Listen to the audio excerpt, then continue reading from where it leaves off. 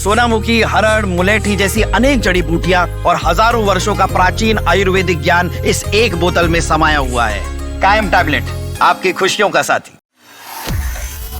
भारत और अमेरिका के बीच में रेसिप्रोकल टैरिफ घटाने को लेकर हुए समझौते से देश में कई तरह के सामान सस्ते हो सकते हैं। इसमें टेक्नोलॉजी से जुड़े उत्पादों से लेकर कुछ कृषि उत्पाद तक शामिल है। रिपोर्ट्स के मुताबिक इस डील से लैपटॉप, मोबाइल गैजेट्स और कंज्यूमर इलेक्ट्रॉनिक्स जैसे टेक हार्डवेयर और उनके पार्ट्स की कीमतों में कमी आ सकती है। इसके अलावा प्रोसेस्ड फूड, पैकेज सामान और घरेलू उपकरण भी कम इंपोर्ट खर्च की वजह से सस्ते हो सकते हैं। वहीं दालें, डेयरी प्रोडक्ट और प्रोसेस्ड फूड जैसे कृषि उत्पादों पर लगने वाला आयात शुल्क भी घट सकता है, जिससे बढ़ती खाद्य महंगाई के दबाव को कुछ हद तक कम करने में मदद मिल सकती है। अब आपको सिलसिलेवार तरीके से बताते हैं कि जिस तरीके से अमेरिका ने भारत पर बड़ा फैसला लिया है और टैरिफ को घटाकर सीधा 18% कर दिया है, उससे भारत को क्या क्या फायदा होने वाला है और कौन से सामान सस्ते हो सकते हैं जो आपकी रोजमर्रा की जिंदगी में इस्तेमाल होते हैं।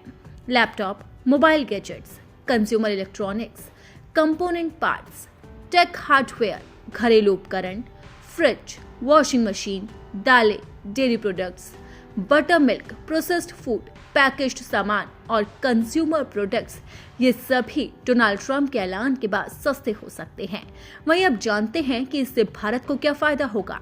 भारत अमेरिका ट्रेड डील दुनिया के दो सबसे बड़े लोकतांत्रिक देशों के बीच में व्यापार के तरीके को नया रूप दे सकती है।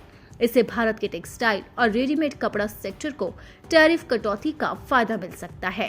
लेकिन वहीं दूसरी तरफ कुछ उत्पाद महंगे भी हो सकते हैं, जिससे भारत को झटका लगने की उम्मीद है, जैसे जेम्स एंड ज्वेलरी, स्टील और केमिकल, स्टील, एल्यूमिनियम, कॉपर पर 50% तक ड्यूटी लगाई जा सकती है। विशेषज्ञों के अनुसार कुछ ऑटोमोबाइल पार्ट्स पर नई ट्रेड डील के बाद भी ज्यादा टैरिफ लग सकते हैं। प्रधानमंत्री नरेंद्र मोदी और अमेरिकी राष्ट्रपति डोनाल्ड ट्रंप के बीच में फोन पर बातचीत के बाद भारत और अमेरिका के बीच में ये ट्रेड डील हुई है। इसके तहत अमेरिका ने भारतीय सामान पर टैरिफ घटाकर 18% कर दिया और भारत ने भी अमेरिकी उत्पादों पर व्यापारिक बाधाएं कम की है। रिपोर्ट्स के मुताबिक इस समझौते में भारत द्वारा रूस से तेल की खरीद कम करने और अमेरिका और संभवतः वेनेजुएला से तेल आयात बढ़ाने की बात भी शामिल है।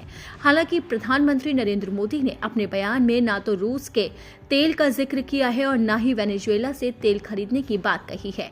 उन्होंने सिर्फ इस बात पर खुशी जाहिर की है कि अमेरिका ने भारत पर जो 50% टैरिफ था उसे घटाकर 18% कर दिया है और ये खुशी की बात है। इसके लिए उन्होंने भारत की जनता को बधाई भी दी है। लेकिन अब देखना होगा कि जिस तरीके से अमेरिका दावा कर रहा है कि भारत पूरी तरह से रूस से तेल खरीदना बंद करेगा, उस दावे में कितनी सच्चाई है और भारत सरकार इस पर क्या कुछ कहती है।